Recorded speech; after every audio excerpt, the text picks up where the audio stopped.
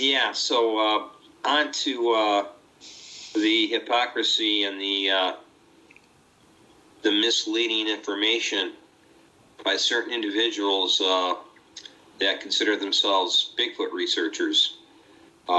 Maybe we can open up the conversation about that, and what are your thoughts and my thoughts, and let the people that watch this weigh in on the comment section and maybe challenge our points of view, or do whatever, go on their own crusade. Well, I'm always on my own crusade as it is. So. Yeah. But I mean, it's funny because I'll just open it up like this. I'm being critical of Mark lately and looking at these pareidolia pictures, and then it doesn't matter to people because they're in it for the Google ad revenue, and they're trying to make money off the Bigfoot and gain this following, and they would rather associate with telling people that there are underground cities made of rock and UFOs flying into pyramids, and that every shadow is a Bigfoot in an attempt to make money off of it, rather than admit that this is wrong, and I don't agree with this person about what they're doing, and it doesn't matter. He's jumping on the mud fossil propaganda, and trying to get those followers onto his. But it's all about followers. It's all about when I'm being called a fanboy, I'm going, okay, like I thought we were going to have a discussion again about things, but obviously he's opening up this can of worms with me, forest beings. But when I went out hiking with him, I told him, I'm kind of critical of Mark. He doesn't like me, and I'm not a big fan of his. And he said, "Oh, don't worry about it." So I'm like, okay. Apparently, he thinks that maybe he misjudged you, or he assumed that you would be just another yes man, like he is, Colorado Forest Beans, toward Colorado Bigfoot, and because of that, he thought. I think he's also projecting when he calls you a fanboy. That's exactly what he does. That's exactly what he wants. He wants all these fans and these groupies. And I'm like, are you trying to put me in the category of you're just another groupie? You're just another fan of mine? I'm like, dude, I'm above that. I'll come out and make a video about you with Illinois Sasquatch, and we'll talk about it. But, I bring topics to the community. I've got a loud voice. I've done this since I was a kid. Oh, yeah, I know if I see something wrong, I'll come out and I'll say it, and I don't care if people are going to judge me or not, because the facts still remain, what's true and what's not true, and everything else. If you bring your voice up about one thing that's an inconsistency, it doesn't mean null and void for everything else in the world. I still might have a real Bigfoot on tape. Callie might be a real experiencer, and I know he is. I know he's been out there with him, and like I said, just because Mark's posting fake pareidolia pictures doesn't mean he doesn't have legitimate Bigfoot in his videos. But yes, let's go. I agree with it. I do agree with that. Talk about all the examples of what's really happening. What you're saying. I mean, I understand nobody's perfect, and you and I and other people that maybe have integrity and honesty, we go out and we all slip. We all accidentally mislead. We try to put out retractions and correct it for the record, and sometimes we are not aware we're doing it. We say things that really should be prefaced with highly probable, maybe possible, and we don't do that, and people may take us out of context or misunderstand us. I think those are plain mistakes. Those are obvious mistakes, and it's not up to me an intentional attempt to mislead. I think with Colorado Bigfoot and unfortunately, forest beans, there's this attempt to intentionally mislead, and the sad part is when out of 2 or 3 or 400 comments that are made, if they have 1 or 2 or 5 people that challenge their point of view, those people are immediately attacked, suppressed, and eventually their comments are deleted or blocked. Even if those people are saying, they preface their comments with, respectfully, I disagree with you. I've already seen people attacked by him for that, and Mark is no different with his moderators. They descend on these people. It's like they're forced to drink the Kool-Aid, and if you don't drink the Kool-Aid and be this willing fan who says yes to everything, you're of no use to them, because you're not, like you said, promoting You're not promoting their channel. You're not going to make ad revenue about because they have too many people like you involved in the mix. And I'm here because I can't talk to Callie in a normal fashion. He just gets aggressive and he wants to apparently he claims he wants to get physical with me. So then I guess I have to take other avenues and say, well, hey, unfortunately, you forced me to say, can't talk to you and we can't have a reasonable debate and talk reasonably about it and agree to disagree. Well, then I'll just have to talk to somebody else about what you're doing and other people like you, what you're doing. And I'm not big on talking about other people, but he can weigh in on the comment section. He can get my email address. It's right there on my channel. He can do whatever he needs to do to talk to me. I mean, the avenues are open, but if you're going to attack me, you're the one shutting down that channel of discussion, not me. And that needs to be said. People are so afraid that they're going to lose the value of being his fan by saying something that challenges them. And I'm thinking it's just normal to use logic and common sense when now people are saying, and we know who those individuals are, that common sense and logic doesn't mean anything, that you don't think with your brain. That would be the advice that you might get from, somebody who's maybe 2 or 3 years old who doesn't understand or have comprehension skills. But you can't tell people, you have to think this way, and this is what you must say and think, because now you're no better to me than that's what Alex Jones and Rush Limbaugh do. They say, you don't know how to think, we'll tell you how to think. Well, what do you think's going on with these two gentlemen? They're doing exactly that. Well, you know what? I think if you're correct, and then that might work, and to get people back on track, when you say, here's how you need to look at it, but it doesn't mean you force people to stay on that track. All you do is guide them.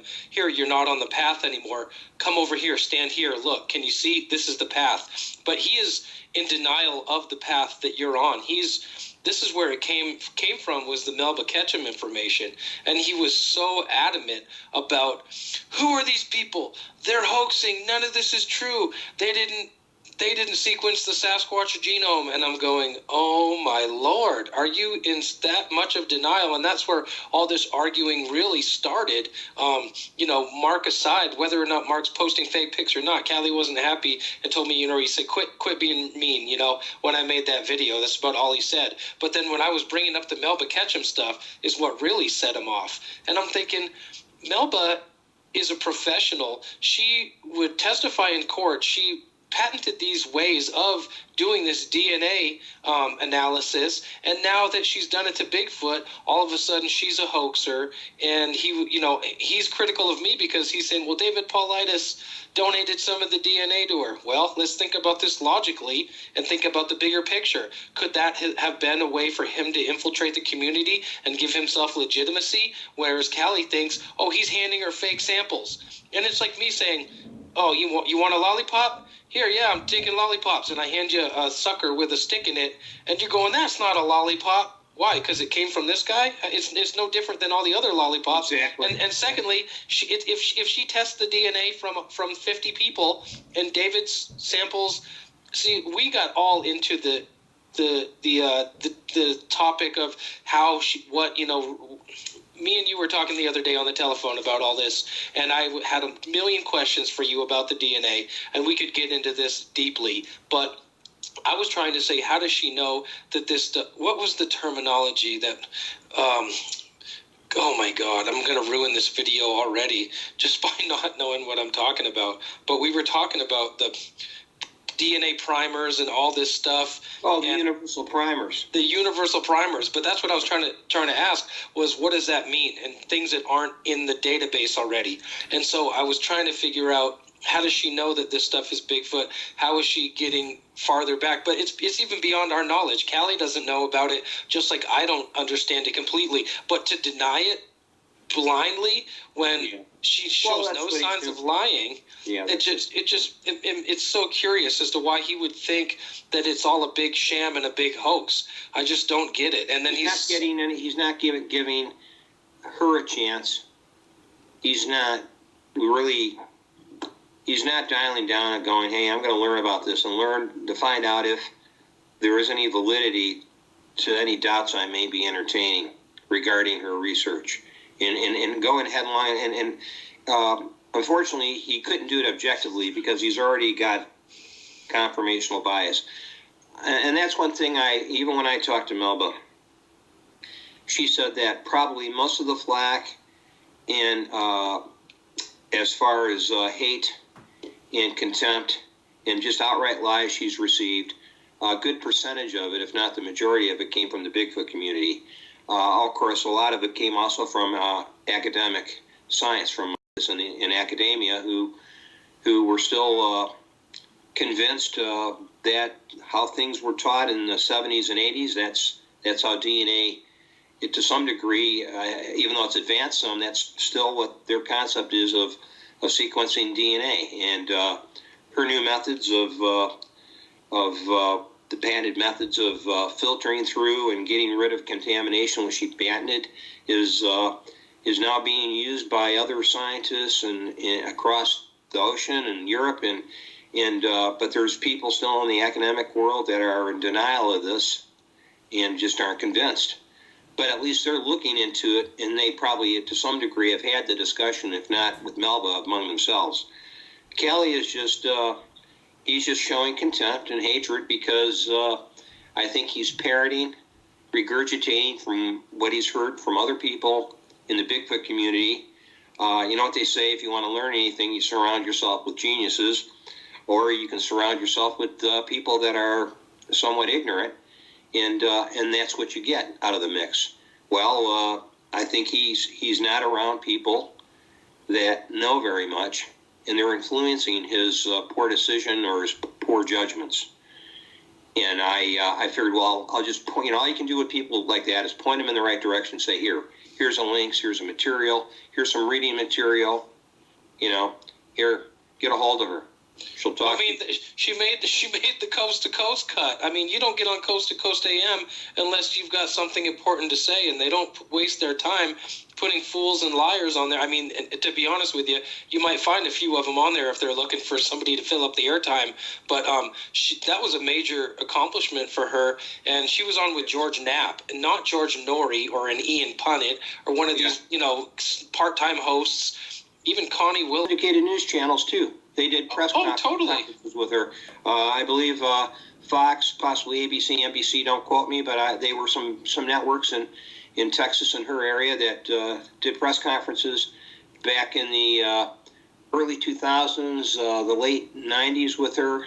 So this has been going on for some time, and yet she's willing to talk about, have the conversation if you respect her, and you can disagree with her, but you as long as you show a modicum of normalcy and you don't get aggressive about it. Again, she's experienced more hate than most people, myself included. So, and you also. I mean, I know you've gone through a lot of bad moments and hatred. But when I saw not just what I talked to her about, and based on her resume that I think I've shared with you, she has experienced a lot of extreme hatred, stalking, gaslighting, the whole 9 yards, and not just with people in the scientific community, but nuts that are on the internet, and that doesn't mention the government that has stalked her, parked their black vehicles outside her business now that she had to go bankrupt and sell it. I think somebody else runs whatever it is. I forget the name of the DNA business, a forensics business that do work for the state police and the FBI. But she had a pretty good thriving business. Now, for somebody to out of hand just sort of dismiss that without trying to read anything that's part of the record. Oh, yeah, it's pure stupidity. Total ignorance and oblivious. He's oblivious to the facts because he knows if he opens that door, he might too sadly have to admit he was mistaken, And he owes me no apologies, but he definitely has to. I know myself. If I was saying something bad about Jeff Meldrum, and I came to find out later on that I was wrong or incorrect, and I did it publicly, I would publicly put an apology out there on the internet and say, well, Jeff, I made a mistake.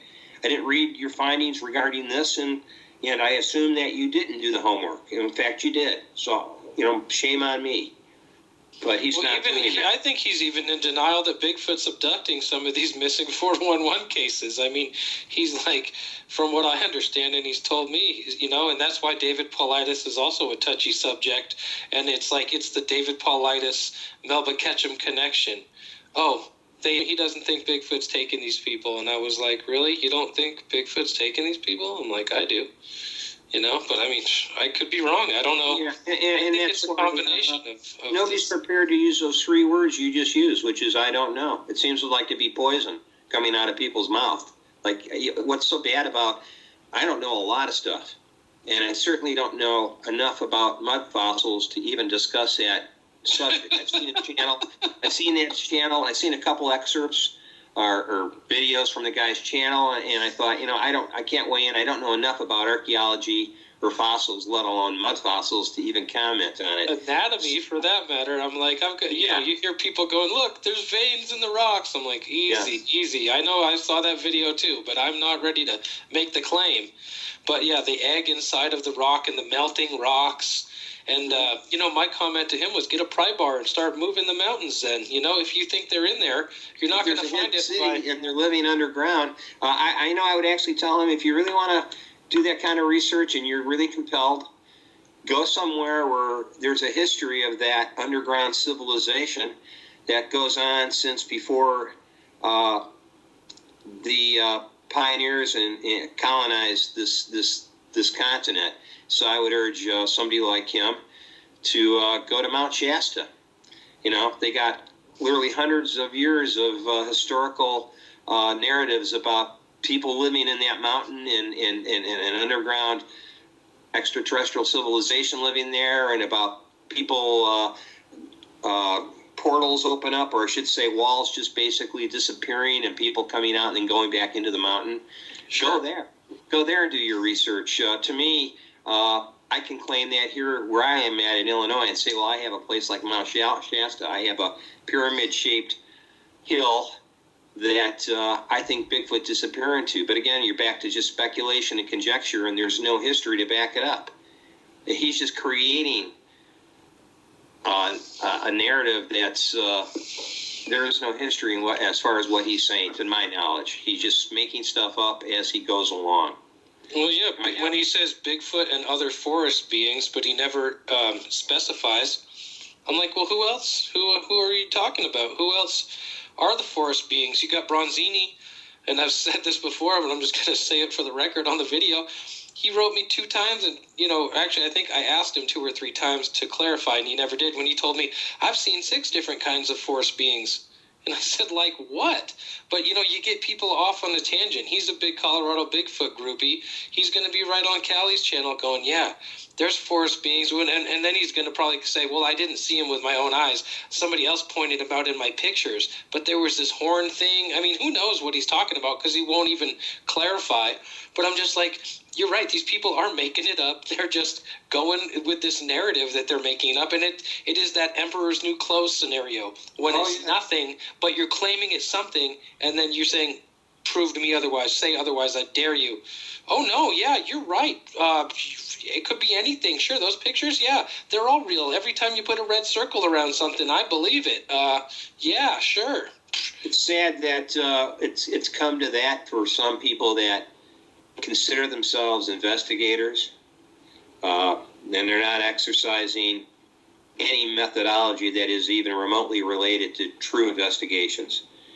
And that includes, and I'm not afraid to say the word researcher. That's not, that's in my vocabulary too. You can research a problem with your car if you have an engine problem anymore. It's no different to me than going out in the field and researching evidence that may be linked to an unknown hominid or hominin living in proximity or close proximity even to human beings. unfortunately, some people are given to making these vague, mysterious claims because they know it's like a magnet to people that just need entertainment. So they can just turn on the TV and cast YouTube onto their TV and watch these claims, these vague claims that mean nothing other than to excite people because they have no direction. Maybe they lack knowledge. They're young. They can't. Maybe they have a problem with. A lot of these people just can't figure things out on their own. So they have to have people like Colorado Bigfoot and Colorado forest beans to tell them this is how you have to think. And then they just they spoon feed them a bunch of vague, mysterious stuff, and that person feels like, wow, that was exciting, and what did I learn? Not a damn thing. I just learned there's something going on, and they don't even have a clue. It's the young and old alike, you know what I mean? There's just as many old ladies, and there's some men in there, but a lot of old ladies. It surprises me. But I'm like, these 60-year-old women want to watch Callie? I'm like, what is the appeal? He's like the Magnum PI of Bigfoot now, you know what I mean? It's like, picture? Yeah. I mean, I hate to generalize. You're right on the money there, but I hate to generalize. And I'm going to say something, and it's not that I'm putting down older ladies. How I'm married to one. I'm an older guy. But I still picture these widowed women, I can't say the word, widowed women, these women that are, at home by themselves, and, I'm not saying they're xenophobic, but maybe they get most of their entertainment from their iPhone, the internet, their laptop or tablet. And so I picture them watching these channels, these unfortunately very fake channels on YouTube, not just about government and UFOs, but about Bigfoot. And I picture these women clutching their beads as they watch Callie walk through the forest talking about the forest beans, going, oh my, what is he? I hope he doesn't disappear into a portal. I want Callie back for another episode. And I think that's what he's he's generating that excitable fear in people. And he knows that it's just going to bring him more fanboys, as he puts it. And he himself is a fanboy.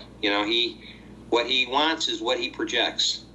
I don't want any of that. I don't want I'd be happy to stay like in the old days when I probably had 30 people watching my channel. That seemed to be easy. It was seamless. I had nobody to worry about, basically those 30 people found my channel. They were probably people that would actually talk to me had they had the opportunity. Now you just have a bunch of nameless people with profile names that aren't even, they're caricatures of themselves, so you don't know who you're dealing with.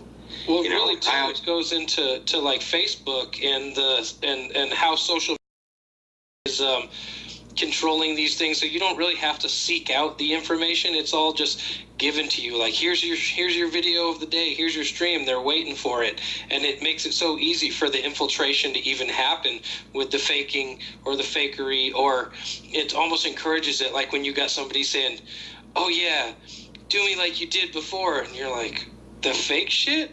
Oh, they're asking for it. Well, here you go. That was easy. I can fake it all day.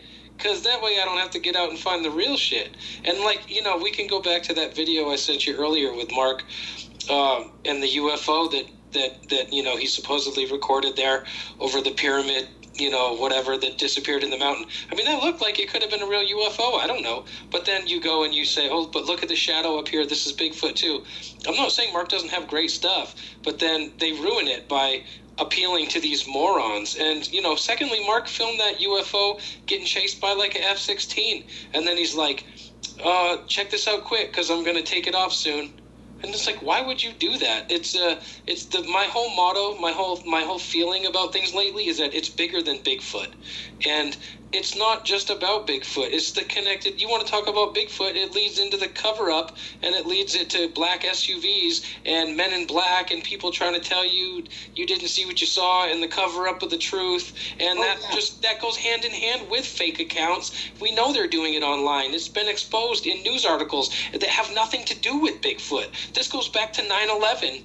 18 years ago. If you knew what the government was doing 18 years ago before Bigfoot was even on the map, on television, then you could understand the modus operandi as to how the government works. But all these people know is Bigfoot. They're such fucking idiots. They don't understand any real conspiracy. They don't understand the connectivity of everything, and all they are on this Bigfoot and maybe Dogman kick, and they don't really, forest beings, whatever, they don't understand how things interplay with each other. Yeah, the internet has becoming source material that's some of it's valid, a lot of it is not valid, a lot of it is fake, and they're letting that pretty much determine their mindset, what they should think.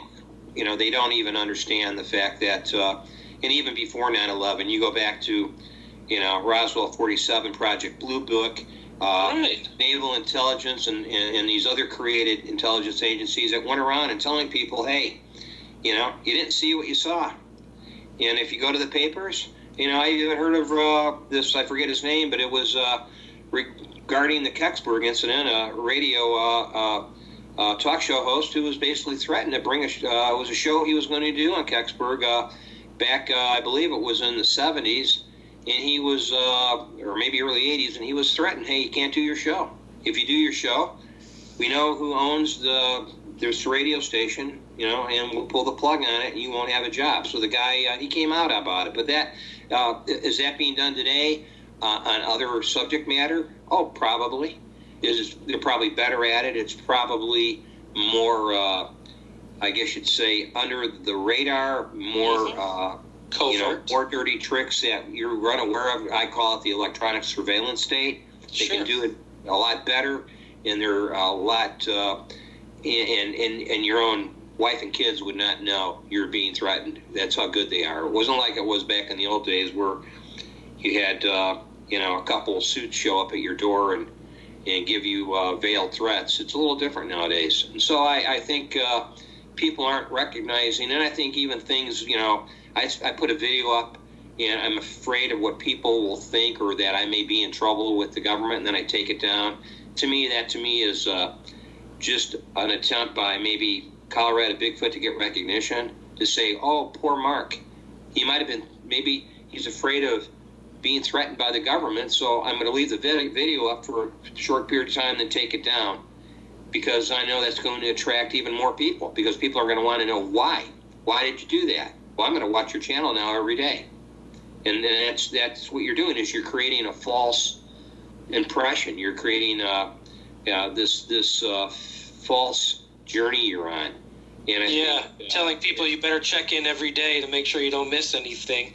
You know what I mean? Tune in. He even said it himself. If I disappear, you know, at least my followers know something happened to me. And I'm like, why are you saying that? Because all you're saying that is you're getting people to, that's a Hollywood thing. That's a Hollywood thing right there. That's all that is. That's just like to motivate people to watch even more.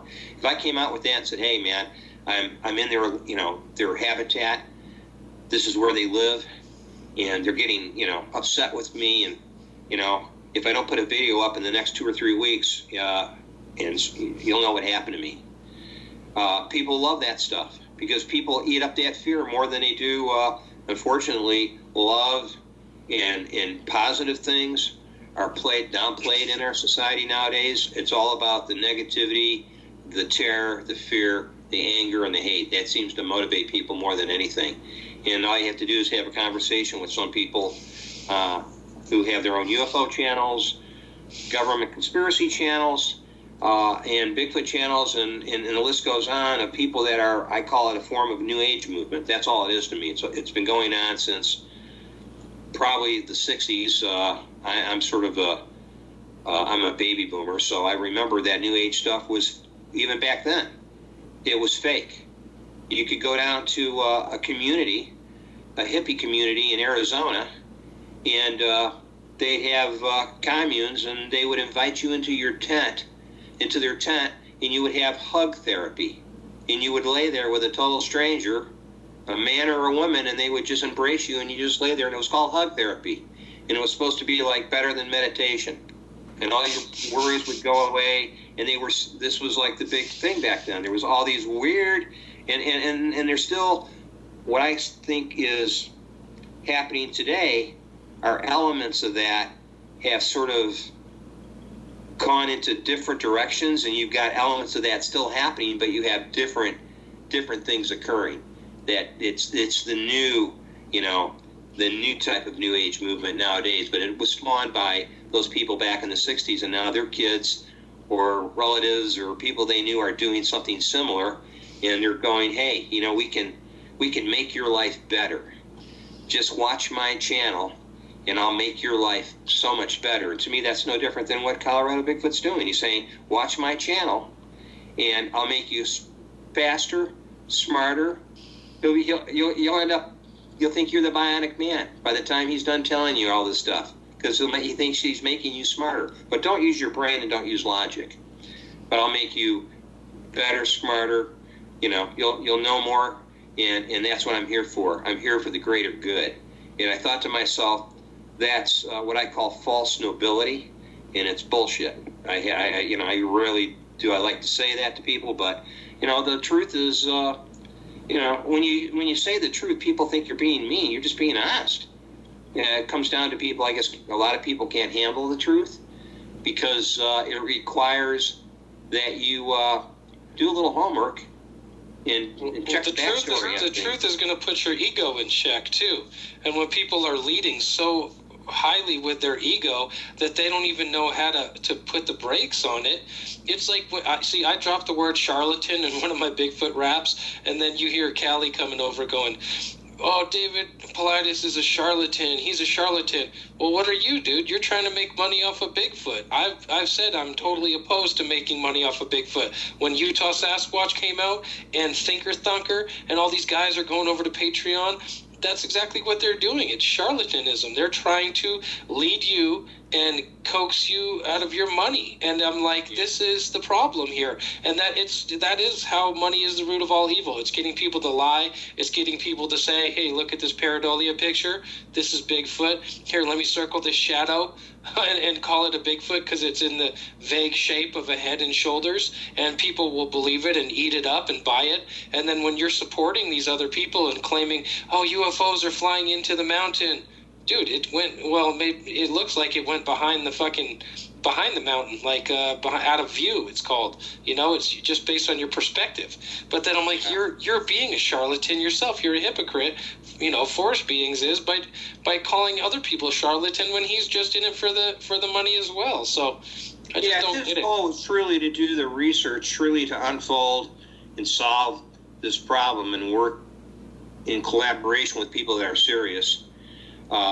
He would not be some kind of self-appointed authority on it. That's the impression I get when he talks, when he does his, I guess you'd say, his moment of truth videos where he's going to tell everybody about the flat earth and go on and on about the chalkboard of characters he drew with a erasable magic marker to show them that this is how the universe is put together. That's to me a self-appointed. That's like making yourself a guru, and you become sort of like you're the guru of this religion. And unfortunately, I hate to say this, Bigfoot has turned into religion. To me, it's just it's a hobby. It's a part-time hobby. It's an interest. I have other interests, and I don't pour all my efforts into it. But it's an interest nonetheless, and I try not to let it become an obsession, because then I'd probably be doing much of what they're doing. I'd be telling everybody, well, believe me, I know what I'm talking about. I'm not saying it because I'm better, but in reality, you are saying it because you're better. It's called self-aggrandizement. You're just basically patting yourself on the back. And with the other hand, your goal there is unfortunately to get either it's money, recognition, fame. To me, that's all goes right to the same thing. It's all ends up being the goal of money. And it's no longer about, not how many people that you can garner to follow you, that you can gain to follow you. It should be about the quality of the goal of the journey to eventually solve it and get to the goal. It's not a perpetual. They've made it into a perpetual journey and a perpetual mystery. It'll never get solved because there is no end point. There is no goal, and that way they can keep, the fans coming, more fans signing up, more money rolling in, more recognition, and therefore they become somewhat of an authority on all this because everybody believes them. Nobody cares about knowing. That word knowing is like it's all about believing. Why do I follow these people? Because I believe they're telling the truth. But do you know they're telling the truth? Well, that brings up another kind of issue with this whole inner Earth city and the Bigfoot all live underground. I know that Bigfoot can go in caves, and I don't believe that they all stay physical. That's the whole thing. And then just like Callie doesn't think that the David Paulides missing 411 shit is Bigfoot and that Bigfoot could take people, I guess he probably doesn't can go invisible. I mean, there's a picture on the Sasquatch Ontario channel when they were supposedly putting these pictures on his camera when they were just sitting on the dining room table. And of course, you have to believe this person in order to even follow the story. You have to trust and believe in their integrity. But once you do, and if you do, and you believe what he's saying, and he's saying that pictures were put on his phone, it was in the dead of winter with snow on the ground, and they're showing him scenes of somewhere else, a forest without snow everywhere. And is it possible that Bigfoot's living in another dimension or can travel between worlds? I mean, there's enough freaky stuff about them to even just think that thought and acknowledge it is a vital to either open the door, close the door, or say it's a revolving door. But if you deny that people are going through that door, or that people are experiencing that and denying their experiences, it's wrong. So you have to take so much into consideration. It's not like so clear cut, like, okay, answers 1, 2, and 3. This is like a 10,000 question test. Like, there's so many things you have to have an opinion on, and then go it's like a puzzle.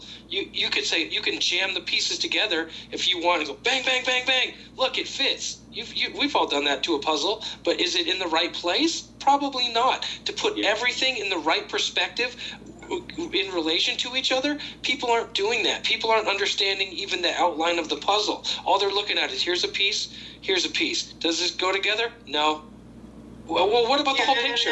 What about the whole picture, I have to, and I agree to some extent, because I think that possibility exists regarding what Mike has experienced and the images on his camera when the camera was actually, I believe, on the table and the lens cap was on. I believe the camera was even off. And images appeared, on either the film or it might have been an SD card, but the images appeared. Right. And I thought to myself, I can't, until I know further, I have to admit there's so much about this world that we don't know. I mean, we're living in it, even now, in the 21st century, we're living at a time when there's so little we know about the true history of mankind, the suppressed history on every continent on this planet. So, and part of the answers to that suppressed history that we know nothing about, sure, Bigfoot's in there. Visits from extraterrestrials, the secret sciences, how there was a woman in Russia that had that very same ability. She could put images on film by just thought projecting. And nobody, I read about her back in the 70s or 80s.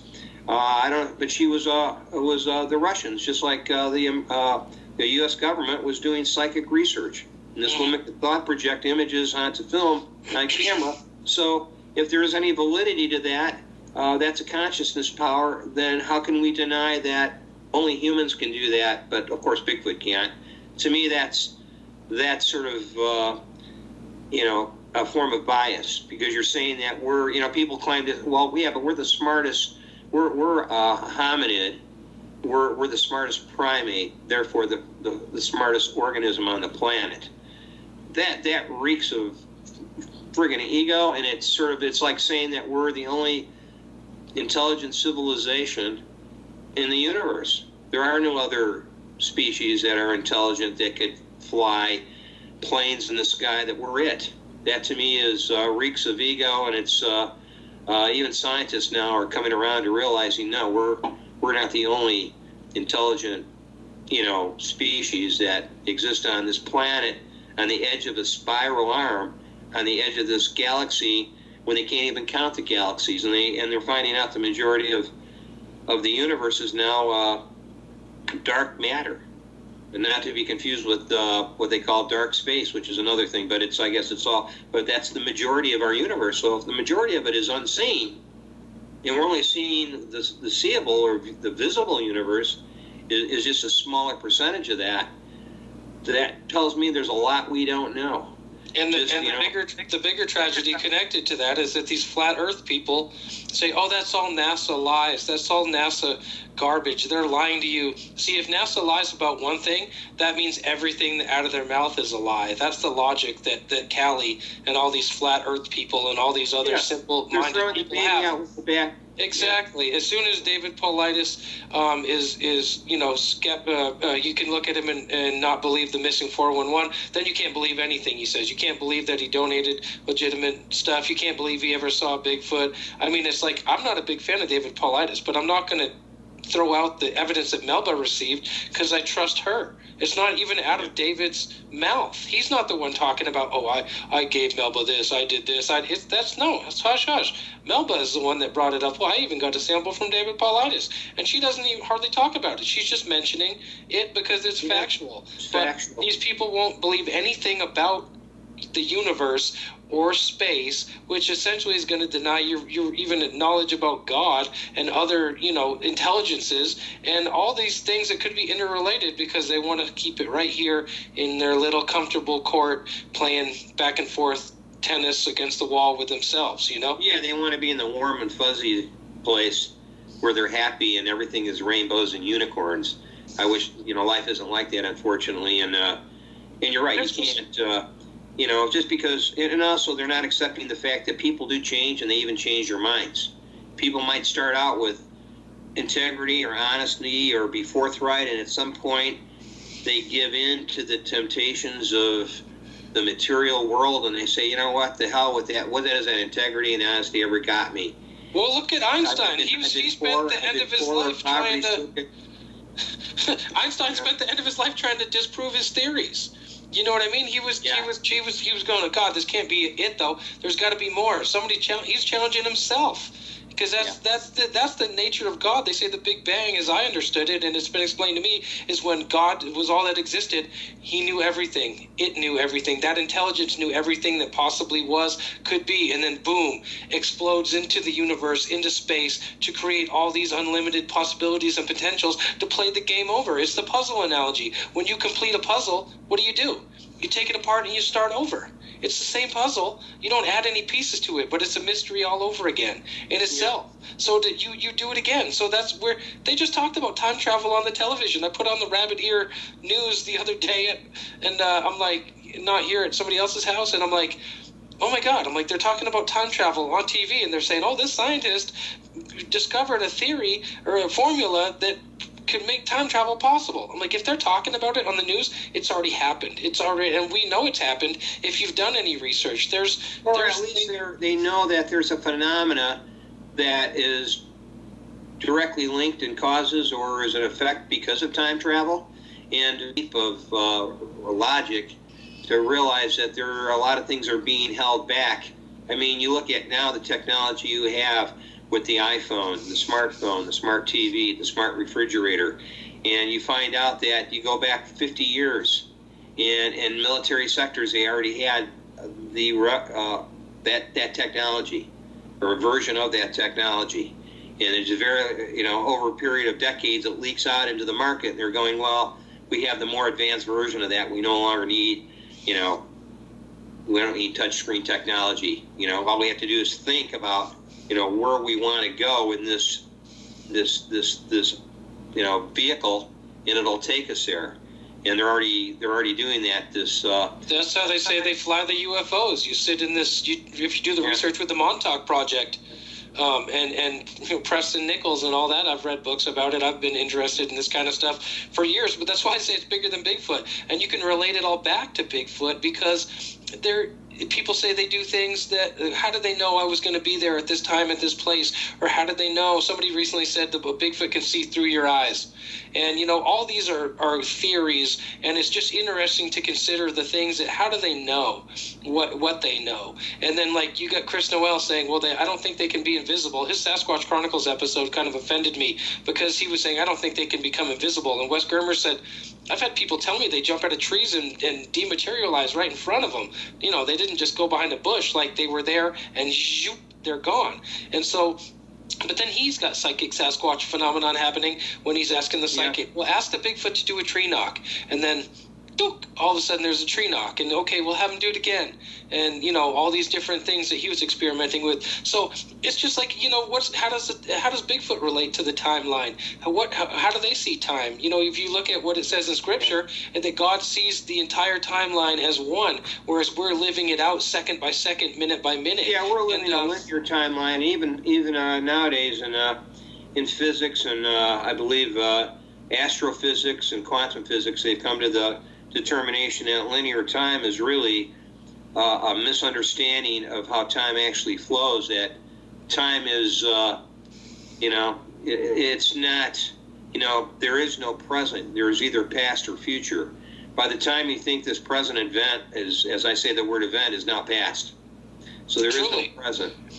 Even I've heard that time is a variable in the regard that you can travel fast enough, you know, and that I don't know enough about it, but I've just heard in physics, time can be a variable based on how fast you go, and that's time travel right there. They're saying that we recorded time, how we record history and base it on time. They understand that we relate to time in a linear fashion, which is a Western European tradition of how we look at time. You know, 5 o'clock in the afternoon, I gotta, you know, punch out and go home. You know, work's done. You know, what am I going to do tomorrow? The more they examine that, I believe it's quantum physics, and they come to understand that time is, like you said, is a variable, and it's not. One gave the impression it's like a stack of papers. Time is. One guy gave, that was his analogy, it was like a stack of papers. And each single piece of paper would represent an era, but you could take those papers and shuffle them, and there is no, we wouldn't recognize it as a form of order, but in the universe it is a form of order, or it is a form of intelligent design. All you got to do is look at vibrations as a form of intelligent design. Take any kind of, take a tuning fork at various pitches and then get a plate and put sand on it. Hit that tuning fork at various pitches, and it'll create a different geometric design. Right. And then you look at nature, and those very same designs are everywhere in nature. So, you know, the toroid is based on the shape of the universe, based on what I understand from the guy with one arm in Switzerland, right, that I'm fortunate to meet. The toroid is based on that as a concept that's all throughout nature, and yet our universe is basically, it's an egg shape, which is basically a toroid, and that's where we have a sister universe that's we're connected to. So, you know, and you know, that question was asked, well, how many universes? And it's incalculable. Even they don't know. Yeah, I mean, everything is a microcosm of something else. To what extent it expands into the universe? You know what I mean? There could be a universe dwelling inside of you. Yes, exactly. If you look at it at that level and everything is connected, then how difficult is it for a person or a hominid that doesn't look at life or living as having limits? Because they don't go to a school and they aren't taught limits like we are. Right. So if you don't have limits, anything is possible. So if you're looking at the myriad of possibilities of all these various universes, you can see through my eyes. You can know my thoughts. You can, you know, all the various words we use to explain paranormal phenomena: clairaudience, clairvoyance, telekinesis, teleaudience, and the list goes on. Explains everybody's has various abilities that claim to be psychics, and they're not all the same. They all, you know, some people can see events before they happen in picture form. Other people can hear it in actual people speaking to them. Other people see the events through other people's eyes. I mean, it makes me always wonder that the limit. There is no limits to our consciousness, so then if there is no limits to us as a hominid species, who's to say a hominid species that doesn't have go to take formal education, 12 years, even if they don't go to college, and doesn't have to be indoctrinated into a system, and doesn't have those limitations, how would they develop their culture? And the closest thing I can have to that as far as comparison would be indigenous people. Right. And the abilities they have, which in some ways far exceed our own. All you got to do is read stories about the Aboriginal Australians, Sacagawea, various people in Aboriginal society that had these abilities that once they got educated and they became part of Western industrialized culture, they lost all those abilities. So, you know. Yeah, I read a book called Mutant Message. I think my mom bought it for me or something, but it was about this woman who was from Australia who went to the outback to live with these Aboriginal people, and she discovered they can talk to each other in their minds over many miles and communicate with each other, and they had healing abilities and all of these things that were, it was just an interesting book that helped to open up my mind to all of these things back when I was 17 years old or something like that, you know what I mean? And then as you go to college and you see the education, and I'm like, God, this is, I've always held on to that inner child, that my wild belief, you know what I mean, of that. I mean, maybe that's why I connect to the Bigfoot so much, because I reject the institutionalization of mankind at times. Yeah. And I'm like, you know, it's good to a point, but then it becomes indoctrination, and it becomes somewhat just boring, and it's not, there's aspects of the real world that are neglected that, oh, we don't have time for that, it's all business and, you know, full speed ahead. Whereas I've had psychic phenomenon. I had a vision of the future one time in college. I've had objects move around me and things happen that are unexplainable. I feel like I've been invisible at one point in my life when I was playing hide and seek, and I saw this, I'll just tell the story real quick. Saw this little, like, 6 or 7 year old kid named Noah running around the backyard looking for a place to hide, and I had this place behind these yew bushes, and nobody could ever find me. They didn't think I'd ever, you know, crawl back in there against the house in these bushes. It was so tight. And I told him, Noah, come here, come on, you can hide in my secret hiding spot, let's go. Well, eventually everybody got sick of looking for us. They couldn't find us around this whole apartment complex, and so I screamed out loud, we're over here. And then I'm like, well, we better run. So we get out in the field, and then his brother sees us from across the field, and he starts running, towards us. Now I'm making a straight line for the woods and the rock wall, but really there's nowhere to go because the woods are out of bounds. I told the little kid, cover your eyes and hit the ground. And we both laid down, put our hand over our eyes like this. All of a sudden, this kid who's only 5 or 6 feet away from us starts talking to himself and goes, what the hell? And he's like, where are you guys? And he's screaming, you can't go in the woods. And I'm like 10, 15 feet from this rock wall, and I'm laying there on the grass looking up at him. And I'm like, this kid cannot friggin' see us. And he ran away to go get the other kids. And me and this little kid look at each other, and we just started cracking up. I was maybe 13 years old, 14 years old. And I mean, we knew something happened and that he couldn't see us. We didn't even hardly talk about it. We'd just be like, remember that time? That's strange. And I mean, and it's I was invisible. The kid couldn't see me. I don't know what it was. I was in 2-inch tall grass. I mean, there was nowhere to go. I'm looking right at his shoes. I think there's things where you can affect people, their minds, so you can even to some degree make people see something that's not there, or make them see something that is there. Well, you know what else I feel like? Works. I watched this David Blaine stuff, and it's about this energy amongst people. Like David Blaine, he's got this one where he talks to somebody. He goes, "Oh, look, this fly is dead in the water fountain," and he's like, "Do you think we can make it?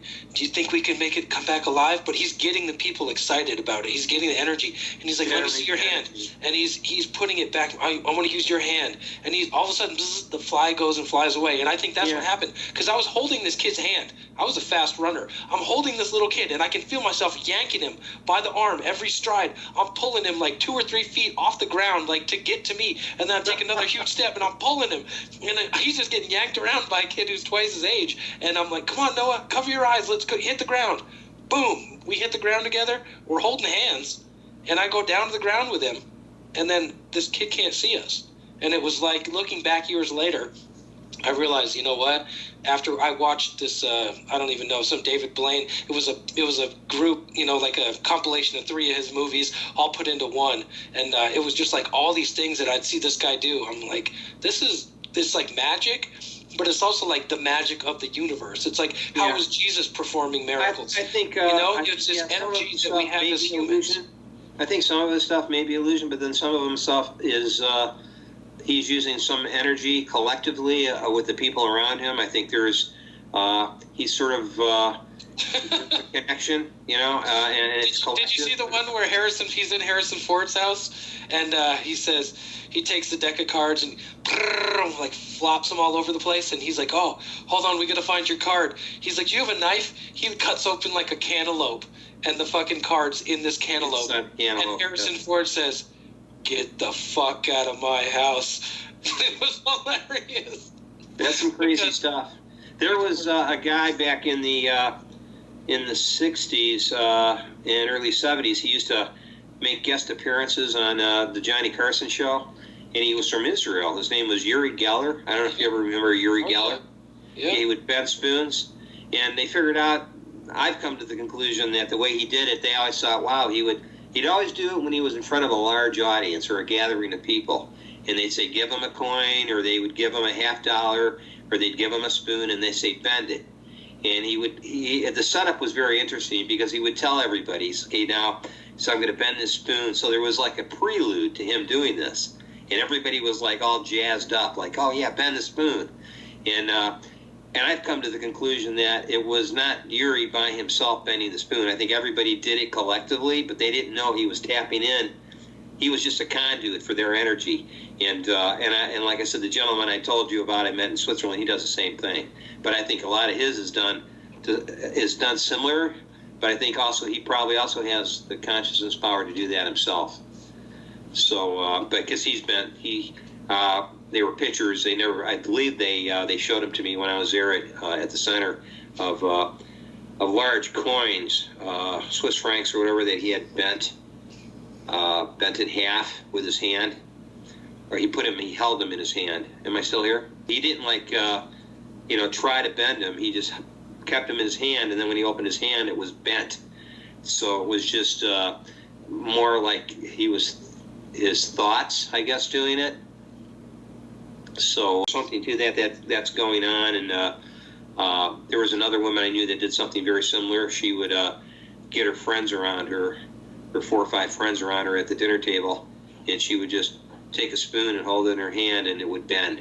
And she actually hold it, and you could actually start to see it bending. And she claimed to have psychic abilities. I believe she helped the police solve a few murders where the person disappeared due to a serial killer or a killer who they never did find, and she had to search for the body and aided the police, and she went she found where they had taken the body in the forest in a place that you would never think of, and she was able to locate the body.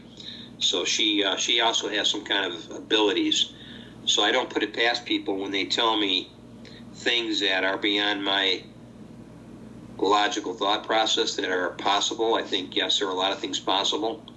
I think we have latent abilities, and maybe Bigfoot is accessing all these latent abilities of theirs on a daily basis. They're not latent in them. They're just very active abilities. In us, not so much. Well, and you may say, well, where do they get them? And that leads right back to the Sasquatch Genome Project, where maybe they're half human, and maybe their half of humanity is more ancient and better suited to that kind of doings than what we've become. Who was it that was just telling me? It might have been you, saying, these pigs that get loose, that turn into feral pigs, they start growing tusks and getting hairy again, and it's like they were saying same thing can happen with dogs, where they become more wild, and possibly it's in the DNA, and it's an of the DNA. Yeah, it doesn't take. People always thought it took 5, 6, 8, 10, 15 generations to degenerate, or as they say it, or change. Your evolution changes. doesn't. It takes one generation, in some cases, one generation. And that's what's happening with feral pigs. They get loose, and you can go back 2 to 3 years later and find them in the wilderness area, totally changed. I see that with foxes that are domesticated. If you were to take those domesticated foxes into the wild and release them, they would revert back to their wild, instinctual, and I notice it in the color changes in their coat. And I think it cracks me up when people say, "Well, Bigfoot are just feral humans." I'm telling you, if you released hairless, besides my beard, I'm not covered in a body full of hair. If you put me out in the woods, I'm not going to turn into a fucking Bigfoot. I'm just telling you that. It's a little bit different than that. They're more than feral humans. People are saying, "Oh, they're just a tribe, a lost tribe." They're not. They're not quite. All they humans. did that to us. I think, several generations later, your children probably would definitely have changes that, due to an adaptation, they needed to live wild in the environment. But we're talking several generations. But still, that's recent. That would be a short period of time. Because when you talk 5 generations, 4, 5, 3 or 4 generations, you're only talking 150 years or less. It's not very long. But Bigfoot, I think, as Melba says, she somewhat convinced me in our conversations that this is not a relic population of hominids. These are not our relic humans. These are fairly recent humans. The hybridization of Bigfoot is 25,000. And even at 70,000 years, it's still not relic. It's still recent. It's recent history. And she said, and we've discussed it. And I tend to believe there's not a limited population of Bigfoot running around in the entire planet that number less than 1,000 or less than 100 that are a relic population living in remote areas, because there's just thousands of valid sightings and reports, too frequent, and in many continents. So how old are some of these civilizations, like the Clovis people? And do you know offhand how old? Aren't they around 25,000, 50,000 years? Isn't it somewhere in there? I think so. But they found that they're just one of several migrations that came to North America, North and Central America. The Clovis was just one. There was other. They're finding out that there was just. Yeah. Just the Denisovans. In Denisovans, there was just a continual migration of various, species of humans of different genotypes that were, some were Stone Age, some were Bronze Age, that were coming to this North America and Central and probably even South America for long before written history.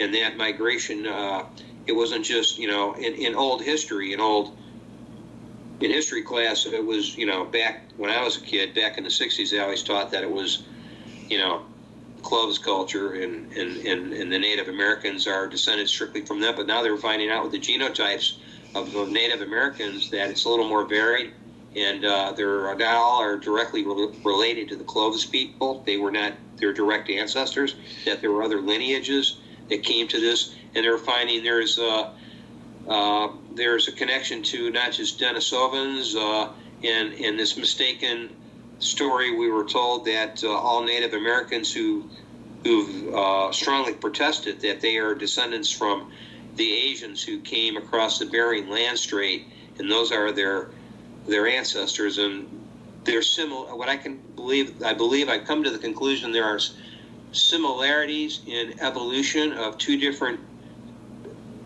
groups of people on opposite sides of the planet. That doesn't necessarily mean they're related. It just means they lived in a similar environment, and they had to design the same kind of tools and houses. I mean, I look at the similarities between the Mongols and certain native indigenous groups in North America, and they have very similar, Wikiups were very similar to the Yurts, and they are a horseback culture. And then you look at the Comanches, who are a horseback culture thanks to the Spanish, and you're going, they're incredible, but they're unrelated. They're two different. Do you think it's possible, too, that there might have been civilization, i.e. Atlantis or older, and then possibly there was a pole shift or an ice age which caused the migration of people into North America where they might have been living, which became barren and cold or otherwise? Oh, absolutely. I think that happened many times. I think the migrations happened due to several catastrophic cataclysms. Pole shift being one of them, cometary impacts being another. I believe there was, the Great Flood they talk about in the Bible was more of a local event, and I think there were other great floods that happened due to planetary impacts, meteors or comets, and that there was several, if you want to call them great floods, in before written history, and the more recent one being 26,000 years ago, or 19,500 years ago, and then there was another one, and it was 128,000 years ago, and then there was another one before that, but there was several what I call civilization-ending events.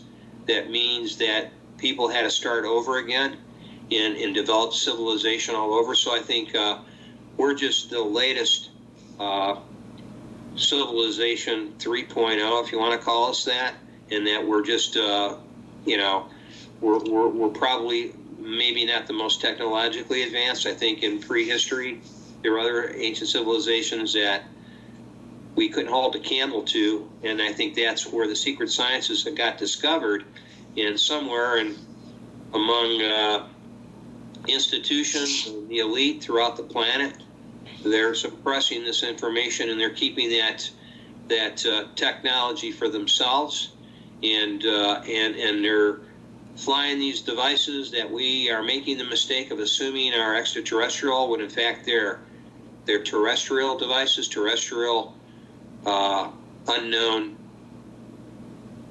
flying devices. And I think people are making, they don't know. So when I see a UFO, I could jump to the conclusion and say, well, that's extraterrestrial. But how do I know it isn't terrestrial? Because the military already has, not just with the Aurora, which to me is probably an older generation advanced technology, but with the newer unidentified developed military crafts that we don't know about that are flying around in our skies.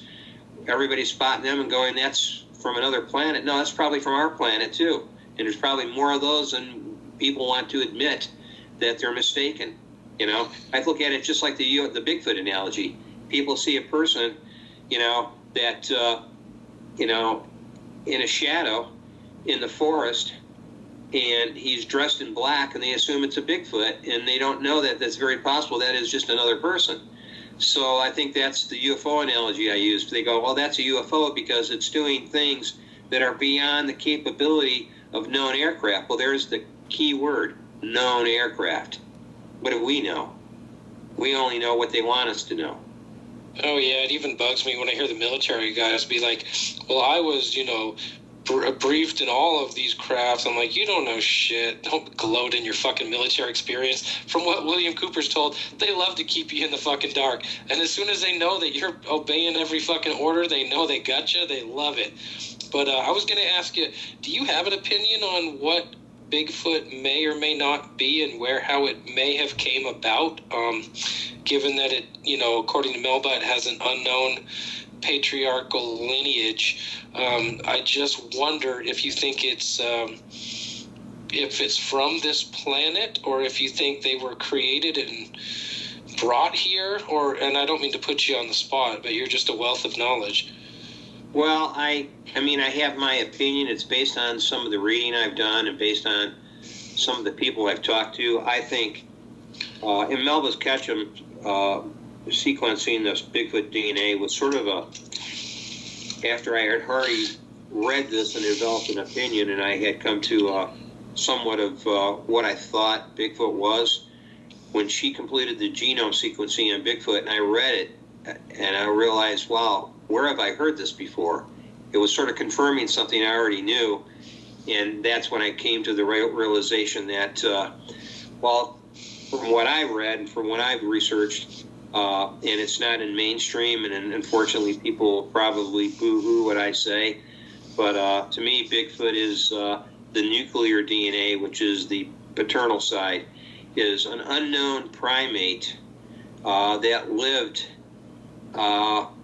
long, quite a long time ago and lived on this planet for quite some time, and is probably, to this day, its fossils probably do exist in some museum somewhere in some country, and the DNA has never been sequenced, and that would be the progenitor, the male lineage. And this is based on, the information that I've been able to access and read. And then if she came out and basically said that verbatim in her sequencing, it's the paternal side, the nuclear DNA is an unknown primate, meaning it's an unknown hominin, and it's not, it still would be considered a human. I mean, to me, it's sort of foolish when people say, well, we're human beings. Well, I would also contend that a gorilla and a chimpanzee is a type of human, in that they have a consciousness, albeit different than ours. But we have sort of we created these guidelines which based on our academia and science, that as human beings, you have to meet a certain criteria to be a human being, and I disagree with that. I always like the German word Wesen, because Wesen means human. In German literature and history, they refer to a lot of different creatures as being humans, not just Homo sapiens. So and it's also not to say that your theory is wrong and that you couldn't consider a chimp or a gorilla to be human, but also the reverse side of the coin is that humanity, you and I, what we consider human, is actually a primate and a member of the primate family, and we share 97% of the DNA. So if you consider how that's possible, you have to understand that we are potentially made from the same substance that they are from this earth, and that somewhere along, if you're to believe evolution, and that we branched off from, which I don't think it just haphazardly happened. I think we as humans don't even understand who and what we are, and what actual DNA was given to us, and that we were created rather than haphazardly made out of some mud puddle, and creatures that dragged themselves out of the sea and grew legs and whatever the science would have you believe. That's complete absurdity. And same thing with Sasquatch. Could it have been manipulated into existence, or purposefully those creatures put together to breed? And it's no different than saying, this tribe existed, this Native American tribe, or the Clovis people, whoever they are, but then they interbred with somebody else and they became these Native Americans, and they became the Native American lineages. Exactly. And then over and over, we see the end result of what they are. Just like even in Bigfoot says, they interbred with fucking African slaves and abducted.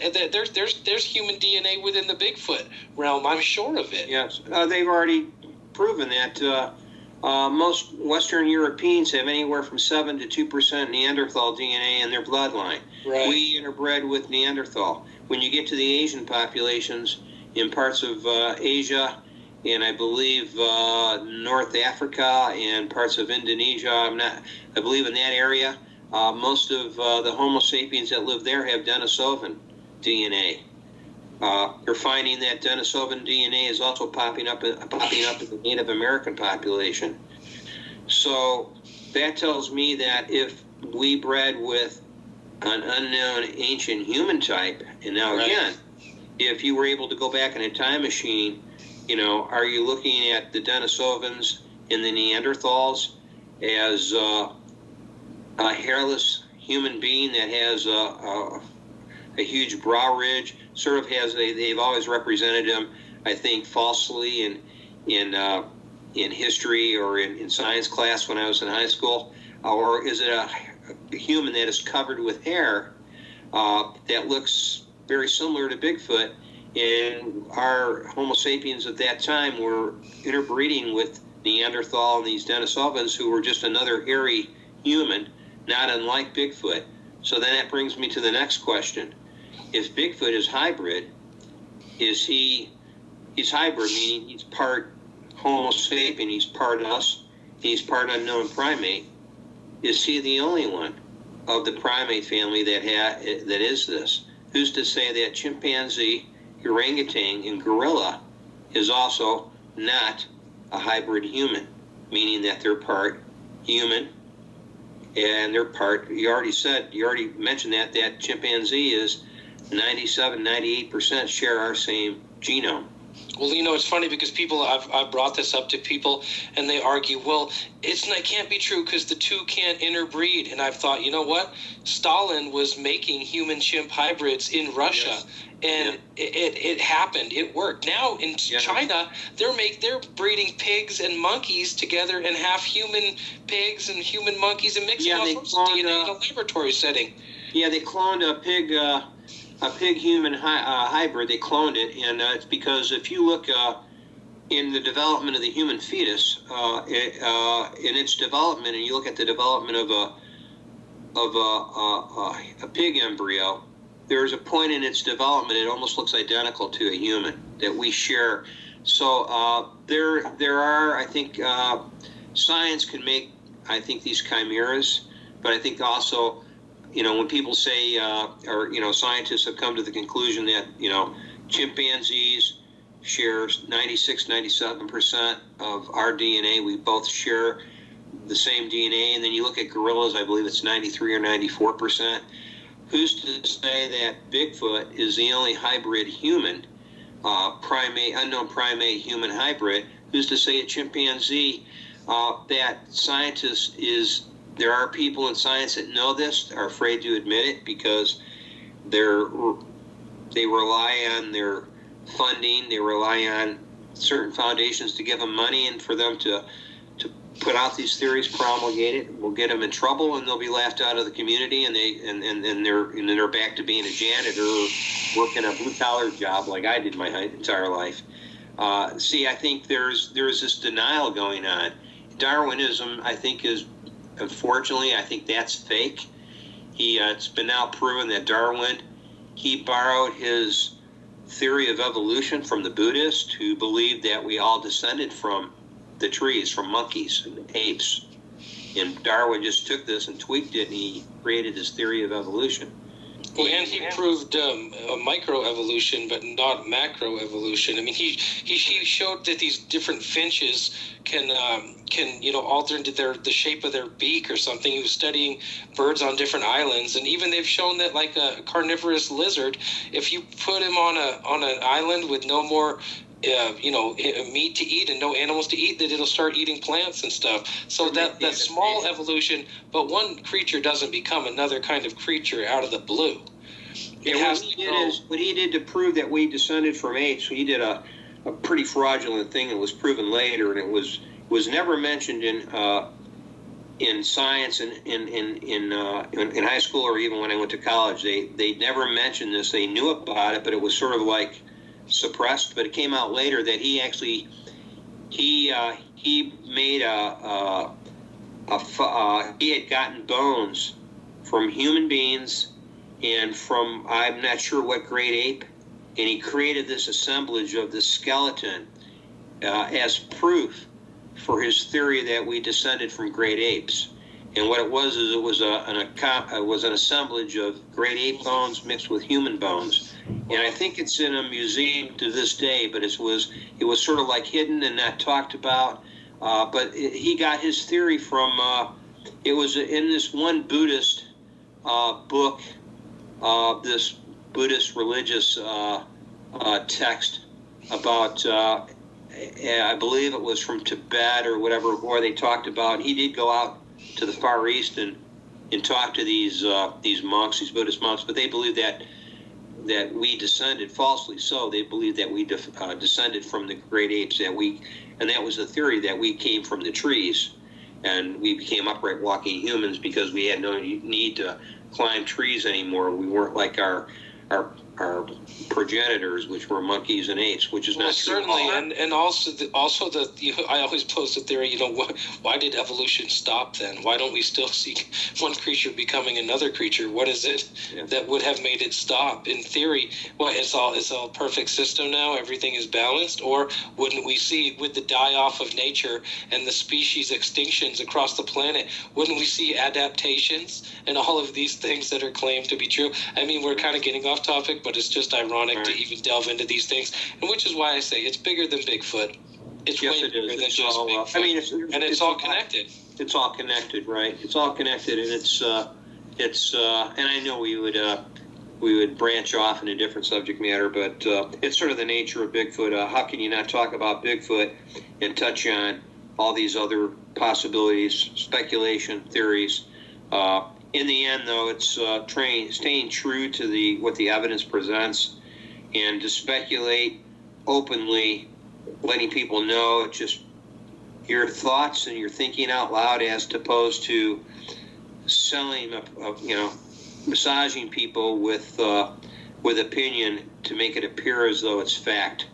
That is to me unfortunate. It's dishonest, and it's people behaving badly. It's that's why I think the stupidity that exists is causing people to lose time watching that kind of information on videos that people that are knowingly selling a bill of goods, almost like a snake oil salesman, and they can't get that 15 or 20 minutes back, or whatever. When they watch your videos, they can't get that time back. They just wasted it.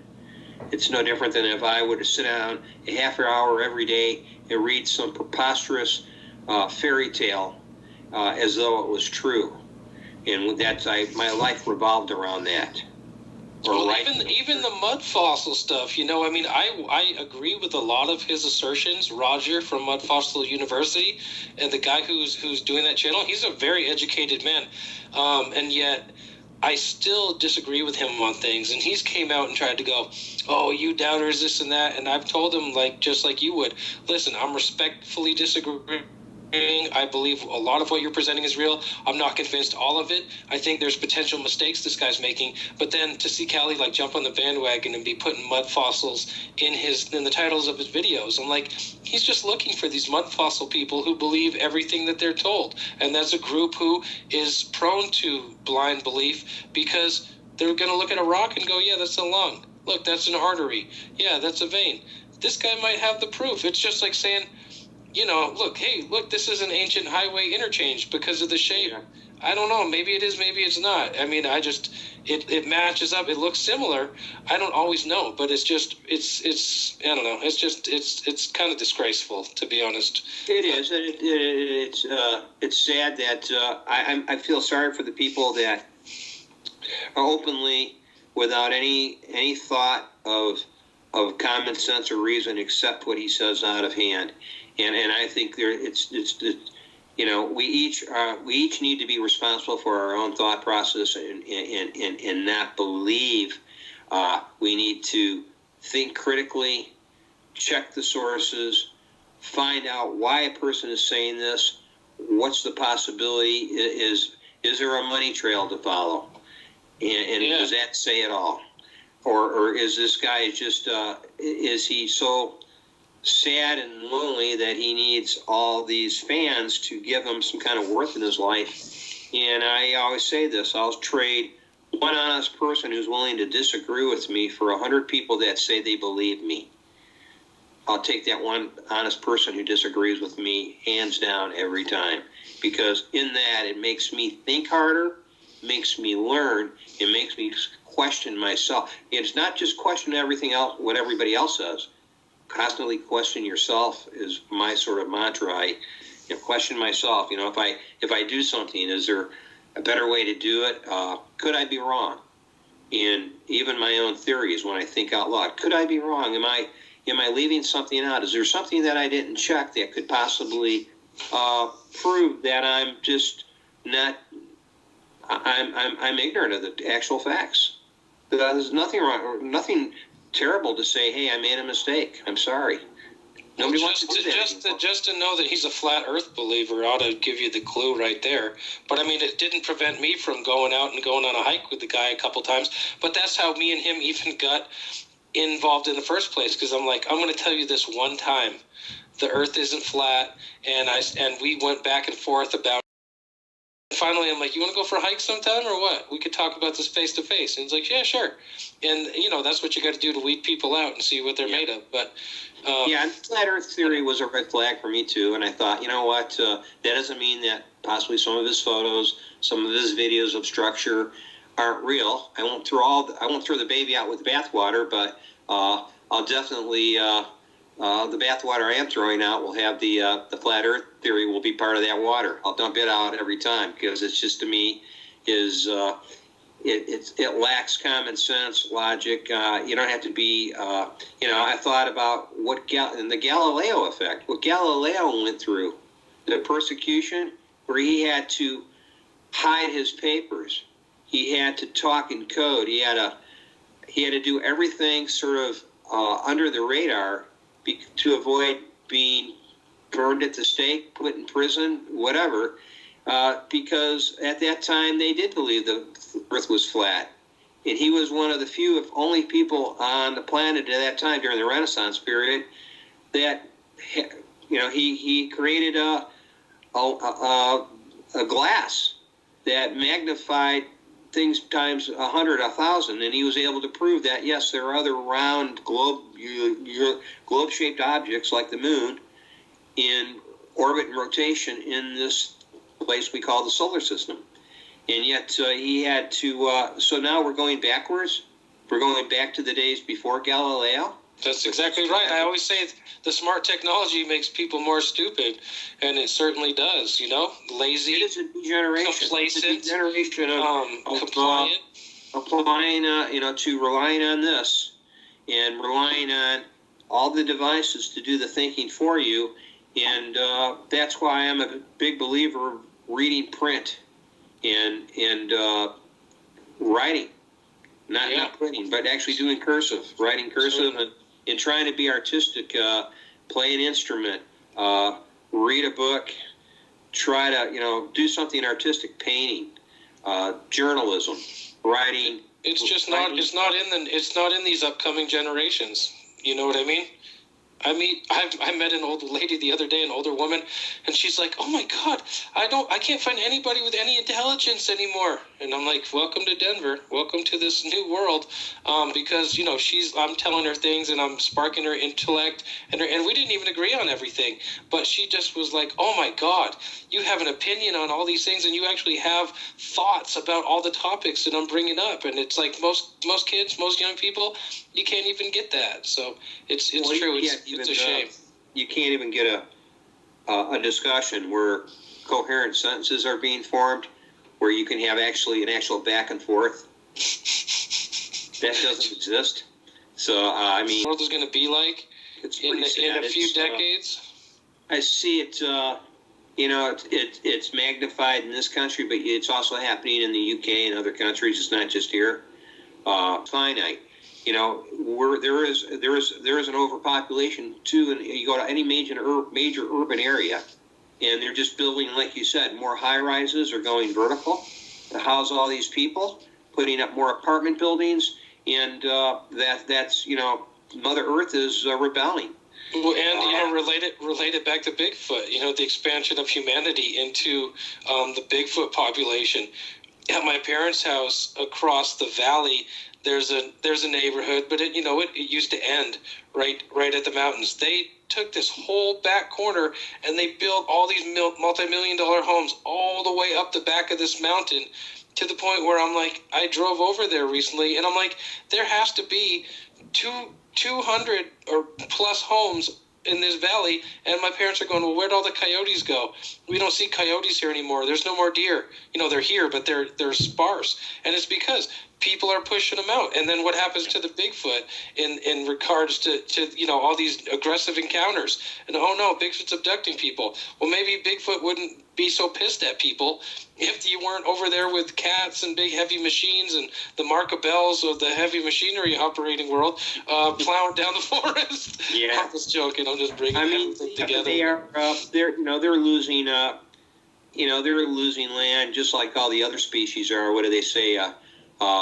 Just in the Amazon rainforest alone, 100 species a day go extinct. They're of course they're counting they're counting insects and, you know, animals and plants, but they're saying they go extinct because of the drilling for oil, the cutting down of rubber trees, the cutting down of the forest. I mean, they need, like you said, that's the lungs of the earth.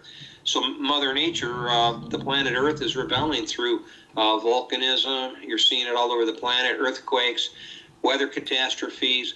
People, places that never got snow are getting snow. We're getting like 40 and 50 degree weather in the Midwest in January, and you're going, what the hell's going on here?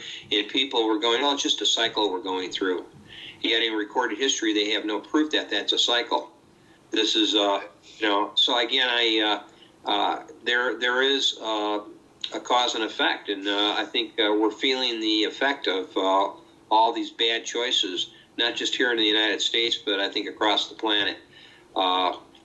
If something's going to, you know, and if something happens, I think we already see the beginning of some bad things that are already starting to happen. And it's not just limited to Denver. It's all over. I can see it in people. People have gotten, in general. I mean, there are selfless people, and there still are good people. But I see a lot more selfish and just people that are just they think they want it and they want it now, and it just there is this self-gratification culture. Entitlement. That's exactly what it is. That's what it is. The gentleman, that when stuff like that happens, and you're going, wow, is this just a sign of the times of what's going to happen in the immediate future?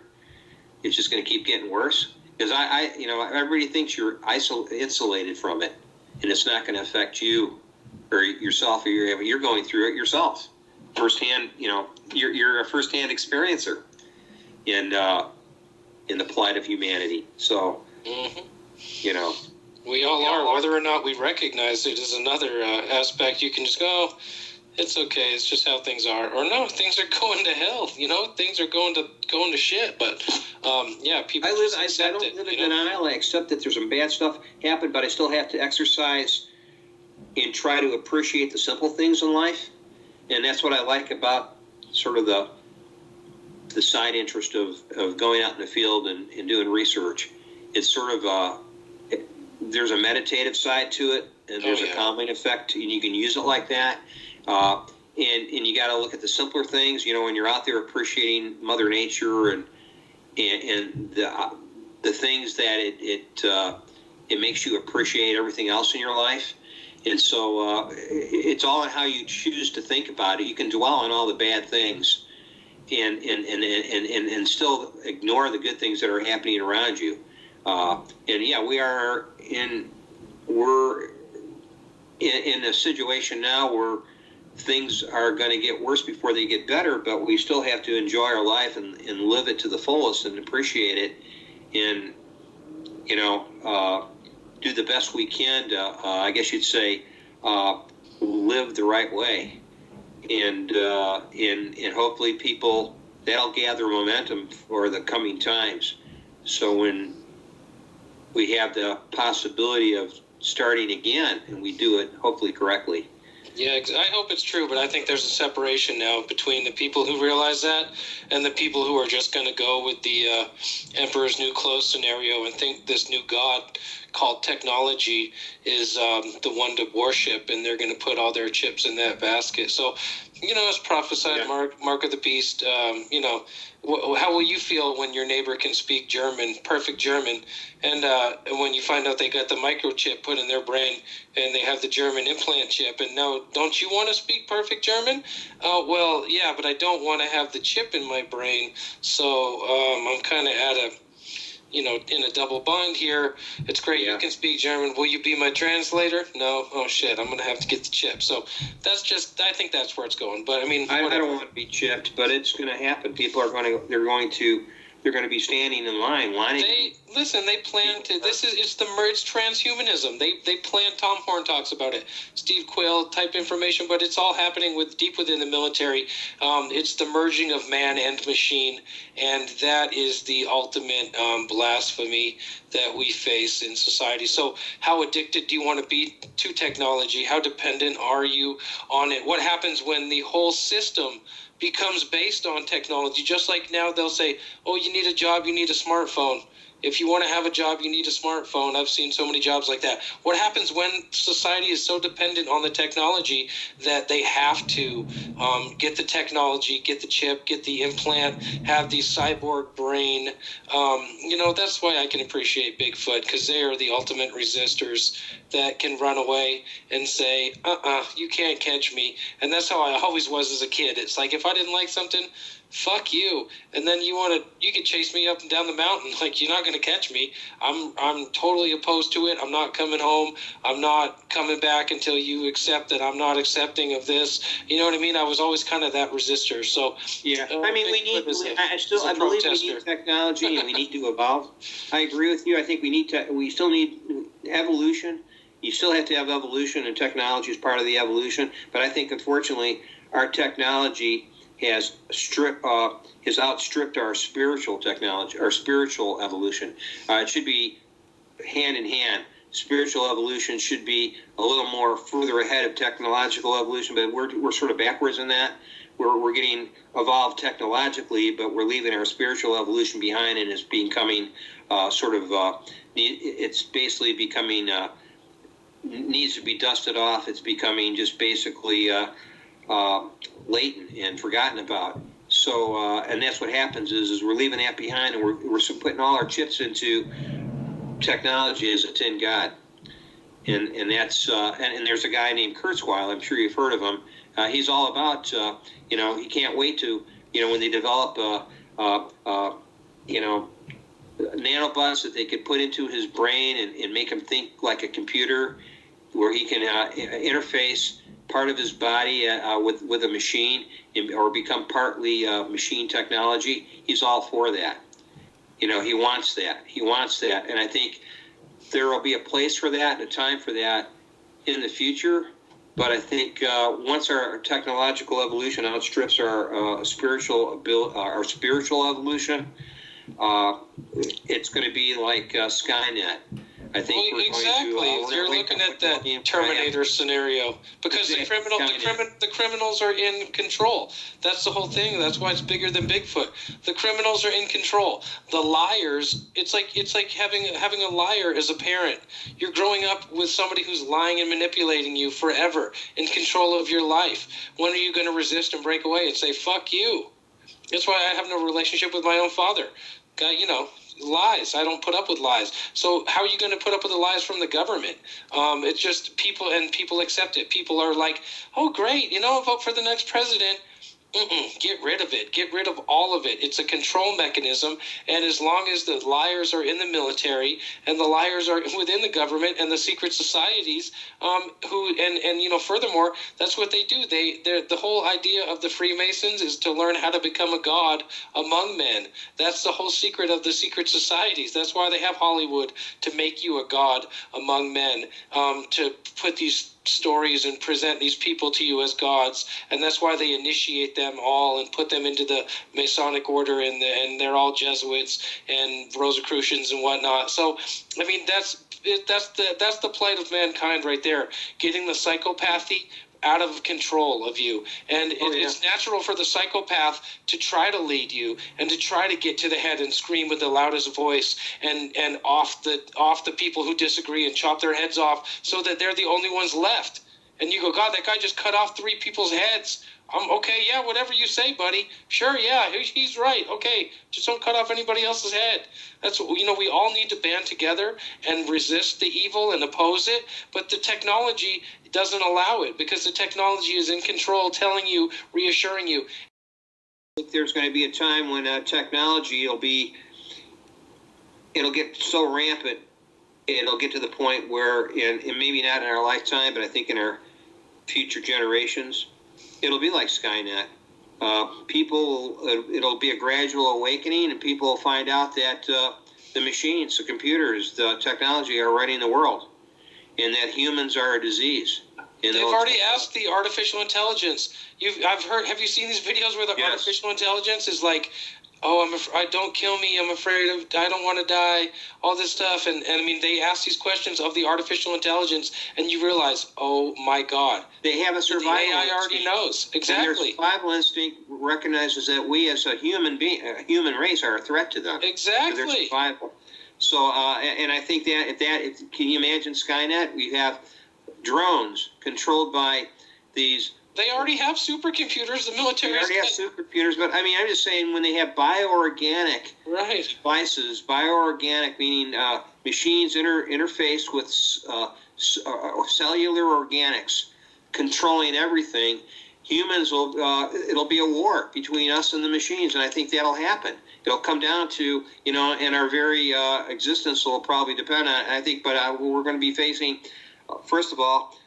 The catastrophes that Mother Nature is going to be set upon us because of her rebelling against all the fracking and all the destruction and all the dams and damming the rivers and causing, I think, this dam, the several large dams, including the big one they built in China, some scientists came forward and said it changed the axis of the globe by, I think it was 2 or 3 degrees off its pole. It actually shifted the poles by 2 or 3 degrees. Because of the weight of when you dam up this water, it creates pressure on these tectonic plates, and everything shifts. So they're already proving that. So if we get through these initial catastrophes, I think eventually the technology will be our next. Can survive this Frankenstein monster we created, and chipping will be. Right. I think that'll be the open door to that, because every person in the planet will know our whereabouts, what we're doing, what we're buying. There will be no money. That chip in your body will be the identifier, and they'll give you credits that say you're worth this much or you're not.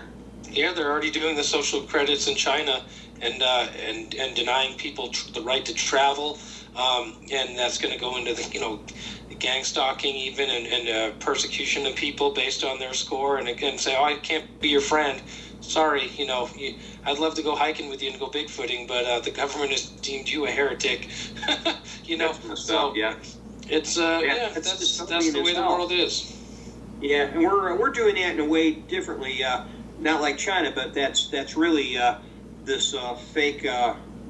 What I call a misnomer they call the free market system is really it's a subliminal code for basically capitalism, which is another way to control you. They're controlling you through the credit and debt system, the same way, but they're just denying you a right to get a job, a loan, so you lose your mobility, and you're stuck living, In my opinion, people can say it's socialism. The government ought to be the bank. The government ought to be for the people, giving the people everything that they need, and not allowing it to be privatized, because that's how the theft of wealth is brought up. We're getting on to other topics that we could talk about in another video, and it is getting late. But no, it's been an interesting conversation. Like I said, you can cut it off at any point you feel that we sort of, went off. No, we just kind of opened up some potentials to talk about next time. It's all going to be 1:00 here in 20 minutes, and I have to get up and go to work tomorrow, and I can already feel myself fading a little bit. We talked about so many things, gave people a lot of food for thought on this video. So, I think with Colorado Bigfoot and us talking about most of the stuff related to Bigfoot and the people in the community that are sort of misleading people, that'll be the key, I think, to this one. And hopefully people open their eyes, listen. If we change a couple people's minds, that'd be great. I don't expect we're going to change thousands of people or hundreds of people, but if there are 2 people that say, you know what, that guy's an idiot, and I'm not going to into that. Well, people are already coming to that conclusion because they're telling me that. But just the fact that we can put this out there, as our testimony, rather than some obscure comment that gets washed away in the sea of comments in the comment section. This is a headline video, so like I said, this is accessible to anybody for however long YouTube remains. As long as my channel makes Google ad revenue for them that I don't see a penny of. They'll keep my either. up, and they will. And I'm not complaining. I'm just saying they're not threatening to take my channel down. They'll take down the Driftless channel because he's not making them any money, and he's got to have a certain amount of hours to stay on there. But like I said, this is our testimony, and this is pertinent information that we're going to put out there and try to open people's minds. And you're welcome too. If they see this, of course, I know Colorado Bigfoot will claim he doesn't watch anybody else's stuff of his own, which is I find that hard to believe because I can't even watch my own stuff without getting bored to tears. I want to reach through the screen and choke myself. So I know he probably wants to take a hatchet to himself every time he watches himself on the screen. But my thing is it creates a platform for him and Callie to rebut.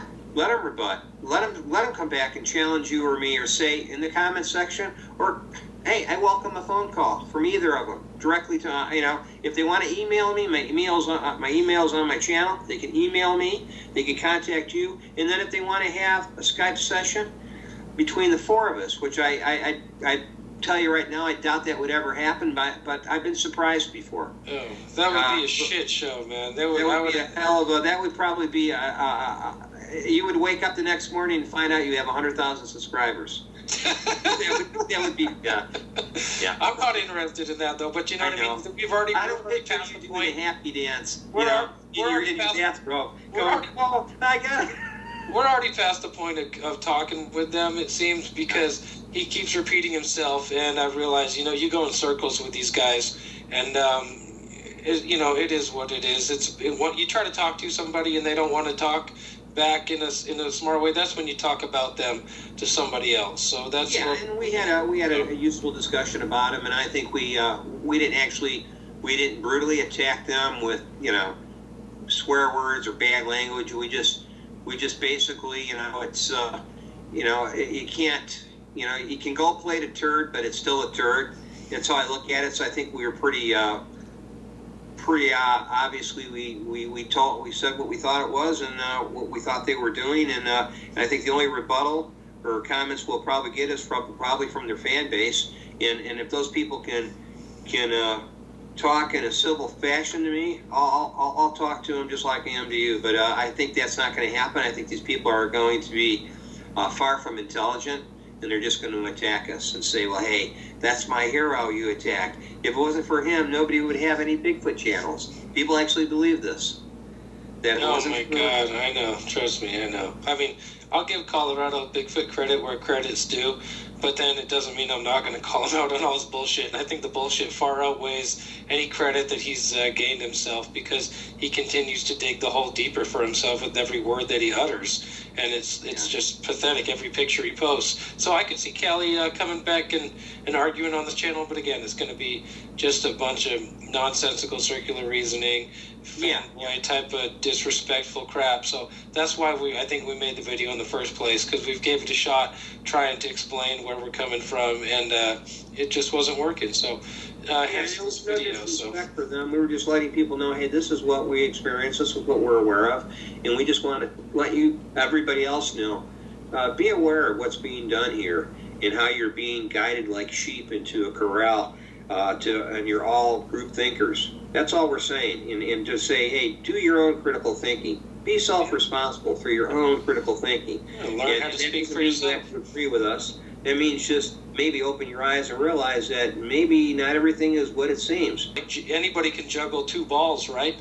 But can you juggle 10 things at the same time? Now that's real juggling. So on that note, we'll have the recording, and we're going to do this again another time, provided the video comes out. All right, my friend? Yeah, you go ahead and let me know if you're able to save it. All right, man. Good chatting with you. Let me cut Adios, right now. brother. Thanks, everybody. Yeah, for sure. Thanks, everybody. Stay tuned.